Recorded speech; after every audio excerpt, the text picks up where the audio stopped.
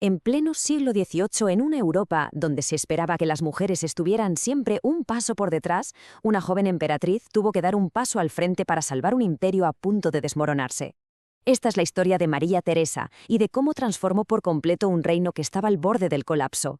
A ver, imaginaos la situación. Es 1740, heredas un imperio gigantesco y justo en el momento en que te pones la corona, todos tus vecinos te declaran la guerra para quitártelo. Pues bien, ese fue el tremendo desafío al que se enfrentó María Teresa nada más empezar. La clave de todo este lío estaba en este documento, la pragmática sanción. Su padre, el emperador Carlos VI, lo había preparado todo para asegurarse de que ella pudiera gobernar. El problema es que, aunque legalmente era todo correcto, para sus rivales ese documento era solo un trozo de papel que se interponía en sus ambiciones. Así que su primer objetivo no fue gobernar, ni mucho menos, fue simple y llanamente sobrevivir. Su reinado empezó con una lucha desesperada por la propia existencia de sus territorios. Y ojo, que no fue una pelea corta. Estuvo 8 larguísimos años luchando en varios frentes a la vez, buscando alianzas a la desesperada y manteniendo su ejército en pie contra todo pronóstico.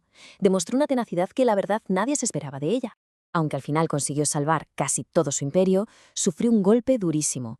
Perdió Silesia a manos del rey Federico II de Prusia. Era una de sus provincias más ricas, llena de minas e industria, así que fue un desastre económico. Pero, paradójicamente, esa derrota tan humillante se convirtió en el motor de su gran revolución. Vale, vamos a meternos en el núcleo de la cuestión, porque aquí es donde María Teresa convierte una crisis total, una derrota militar, en la mayor oportunidad de su vida, reconstruir el Estado desde los cimientos. Su lógica fue impecable y, la verdad, bastante clara. Perder la guerra le abrió los ojos, el imperio era débil. Tenía un ejército anticuado, unas finanzas que daban pena y un gobierno súper ineficaz. Su solución, pues no fue poner parches, fue mucho más drástica, reformar todo el sistema de arriba a abajo. Empezó por lo más urgente, claro, el ejército. Fundó la Academia Militar Teresiana para que los oficiales fueran profesionales de verdad. Impuso el reclutamiento obligatorio para tener siempre soldados listos. Estandarizó los uniformes y el equipo. Y algo súper importante, el Estado empezó a pagar los sueldos directamente para que los soldados fueran leales y no desertaran. Básicamente convirtió un ejército medieval en una fuerza de combate moderna.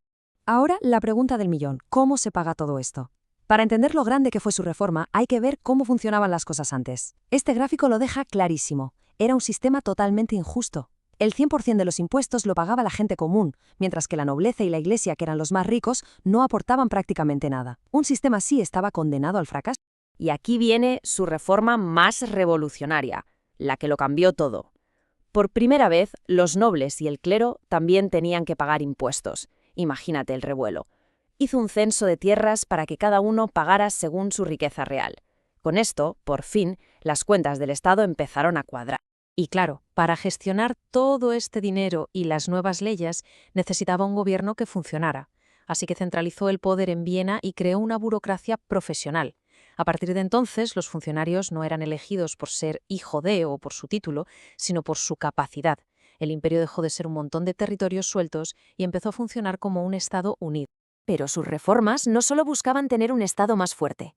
Entendió que el verdadero futuro del imperio estaba en su gente, así que también invirtió directamente en mejorar la vida de la población. En 1774 hizo algo que hoy nos parece normal, pero que en esa época era de ciencia ficción. Estableció la educación primaria obligatoria para todos los niños. Y, atención, también para las niñas.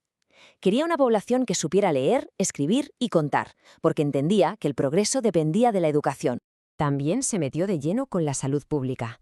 Como ella misma había sobrevivido a la viruela, promovió la vacunación a tope. Además, impulsó la creación de nuevos hospitales, reformó las facultades de medicina e introdujo medidas de higiene en las ciudades, como controlar la calidad del agua. Incluso se atrevió a tocar el sistema feudal, que era casi sagrado. El robot patent, que suena un poco raro, era una ley clave que ponía límites al trabajo forzado que los siervos debían hacer para los nobles. Y no lo hizo solo por justicia. Quería que los campesinos fueran más productivos en sus tierras para que pudieran alimentar a sus familias y, de paso, pagar más impuestos. Después de un reinado de 40 años, su impacto había sido tan grande que no solo había redibujado su imperio, sino todo el equilibrio de poder en Europa. Y fijaos en este número, 16. No es solo un dato curioso sobre su familia. Fue una de sus herramientas políticas más inteligentes y poderosas. Su familia fue su principal instrumento de política exterior. Utilizó los matrimonios de sus 16 hijos para crear una red de alianzas por toda Europa. El caso más famoso, que seguro que os suena, es el de su hija María Antonieta, a la que casó con el futuro rey de Francia, Luis XVI, para sellar una alianza clave. Su influencia llegó a casi todas las cortes del continente. En sus últimos años gobernó junto a su hijo José II, pero sus estilos chocaban constantemente. Ella era pragmática, prefería los cambios poco a poco para no generar conflictos. Él, en cambio, era un ilustrado radical que quería cambiarlo todo de la noche a la mañana, lo que provocaba unas tensiones enormes entre ellos.